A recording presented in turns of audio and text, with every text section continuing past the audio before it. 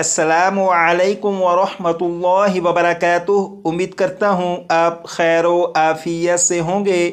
आसान और मुख्तसर तजवीदुल कुरान कोर्स की अल्हम्दुलिल्लाह ये क्लास नंबर 15 है और क्लास नंबर 15 में वक्फ़ का जो कायदा पढ़ेंगे, इस एक कायदे के ज़रिए कुरान पाक की 870 से ज़्यादा आयात में वक्फ़ करने का तरीका मालूम होगा। ये जो सबक आप देख रहे हैं, अगर इस सबक को अच्छी तरह समझकर ज़ुबानी याद कर लिया तो इसी सबक की बुनियाद पर कुरान पाक की 870 से ज़्यादा आयात में वक्फ़ किस तरह करते हैं वो हम करना सीख जाएंगे। लेकिन इस सबक को शुरू करने से पहले इस सबक से मुताल्लिका कुछ वजाहत है, पहले उस वजाहत को पढ़ेंगे ताकि इस सबक को समझने में आसानी हो सके। यहाँ पर लिखा है दो ज़बर दो ज़ेर दो पेश को तनवीन कहते हैं, और ये तो आपको पहले भी मालूम था कि दो ज़बर दो ज़ेर दो पेश को तनवीन कहते हैं। यहाँ पर देखिएगा लिखा है ज़बर की तनवीन के बाद, ज़बर की तनवीन के बाद, ज़बर की तनवीन किसे कहते हैं? यहाँ पर आप देखिएगा ये है ता, ता के ऊपर ये जो दो ज़बर हैं, इन दो ज़बर को ज़बर की तनवीन कहते हैं।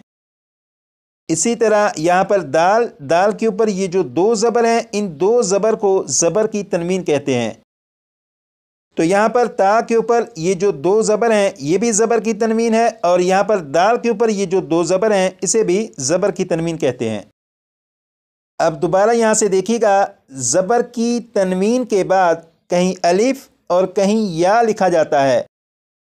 ज़बर की तनवीन के बाद कहीं अलिफ और कहीं या लिखा जाता है। जैसे यहाँ पर आप देखें, यहाँ पर ज़बर की तनवीन है और ज़बर की तनवीन के बाद अलिफ मौजूद है। इसी तरह यहाँ पर भी ज़बर की तनवीन और ज़बर की तनवीन के बाद या मौजूद है।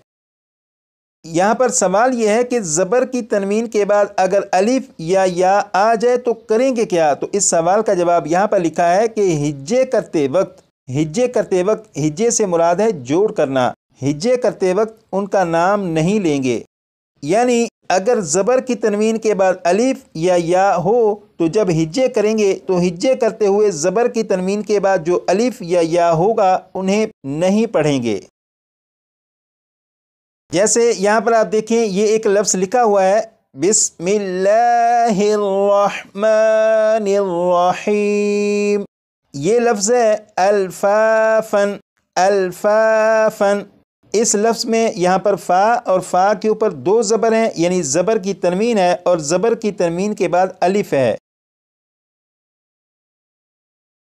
इस लफ्ज़ को देखिएगा, इस लफ्ज़ में यहाँ पर ये फ़ा के ऊपर दो ज़बर हैं, यानी ज़बर की तनवीन है, और ज़बर की तनवीन के बाद यहाँ पर अलिफ भी है।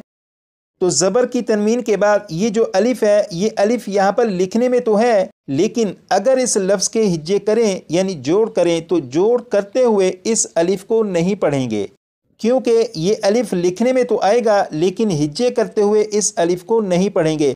तो अगर ये कहा जाए कि इस लफ्ज़ का आखिरी हर्फ यहाँ पर फ़ा है तो ये कहना भी गलत नहीं होगा बल्कि दुरुस्त होगा। अब आप इस बात को याद रखिएगा कि इस लफ्ज़ में आखिरी हर्फ जो है यहाँ पर ये फ़ा है, इस लफ्ज़ का आखिरी हर्फ फ़ा है, इसे ज़हन में रखिएगा। अब आगे चलते हैं। यहाँ पर लिखा है अगर किसी लफ्ज़ के आखिरी हर्फ पर, अगर किसी लफ्ज़ के आखिरी हर्फ पर 6 मरतबा पढ़ेगा।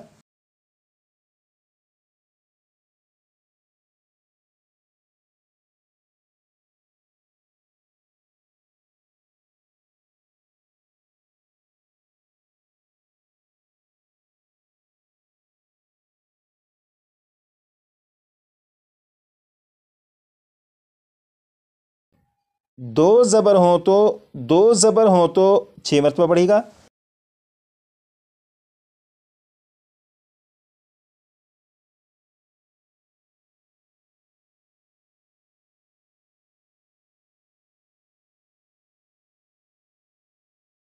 उन्हें वक्फ में अलिफ से बदल देंगे, उन्हें वक्फ में अलिफ से बदल देंगे, इसे भी 6 मरतबा पढ़ेगा।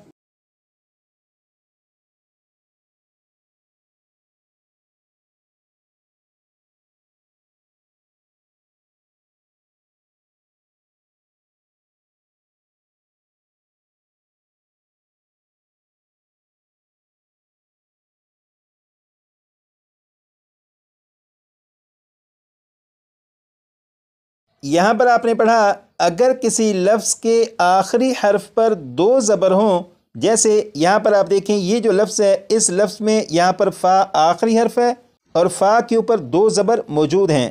اب دوبارہ یہاں سے دیکھیے گا، اگر کسی لفظ کے آخری حرف پر دو زبر ہوں تو انہیں وقف میں الف سے بدل دیں گے۔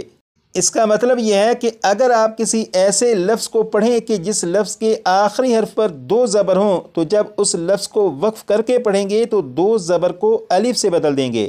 جیسے یہ جو لفظ ہے اس لفظ کا آخری حرف فا ہے، فا کے اوپر دو زبر ہیں، یہ لفظ لکھا ہوا ہے الفافن، لیکن جب وقف کریں گے تو وقف میں الفافن نہیں پڑھیں گے بلکہ اسے اس طرح پڑھیں گے الفافا الفافا۔ یہ جو لفظ ہے الفافن اصل لفظ یہی ہے، لیکن جب اسے وقف میں پڑھیں گے تو پھر یہ الفافن نہیں پڑھا جائے گا بلکہ اس طرح پڑھا جائے گا الفافا الفافا۔ یہاں پر آپ دیکھیں یہ پارہ نمبر 30 کا پہلا پیج، یہاں پر یہ جو بلو کلر کے نشانات ہیں یہ ظاہر کر رہے ہیں کہ یہاں پر ان حروف کے اوپر دو زبر ہیں اور انہیں وقف میں الف سے بدل کر پڑھیں گے۔ جیسے اس لفظ کو آپ دیکھیں کہ یہ لکھا ہوا ہے اوتادن اوتادن، یہاں پر دال کے اوپر دو زبر ہیں یعنی زبر کی تنوین ہے، تو جب اسے وقف کر کے پڑھیں گے تو پھر یہ اوتادن نہیں پڑھا جائے گا بلکہ پڑھا جائے گا اوتادا اوتادا۔ والجبال اوتادا والجبال اوتادا۔ اسی طرح اس لفظ کو دیکھیے گا، یہ لفظ ہے لباسن لباسن، یہاں پر سین کے اوپر دو زبر ہیں یعنی زبر کی تنوین ہے، جب اس لفظ کو وقف میں پڑھیں گے تو یہ لفظ لباسن نہیں پڑھا جائے گا بلکہ اسے پڑھیں گے لباسا لباسا۔ وَجَعَلْنَا اللَّيْلَ لِبَاسًا۔ تو مکمل قرآن پاک میں 870 سے زیادہ ایسی آیات ہیں کہ ان آیات کے جو آخری الفاظ ہیں ان آخری الفاظ کے آخری حروف کے اوپر دو زبر ہیں یعنی زبر کی تنوین ہے، تو جب وقف کر کے انہیں پڑھیں گے تو وقف کی حالت میں انہیں الف سے بدل کر پڑھیں گے۔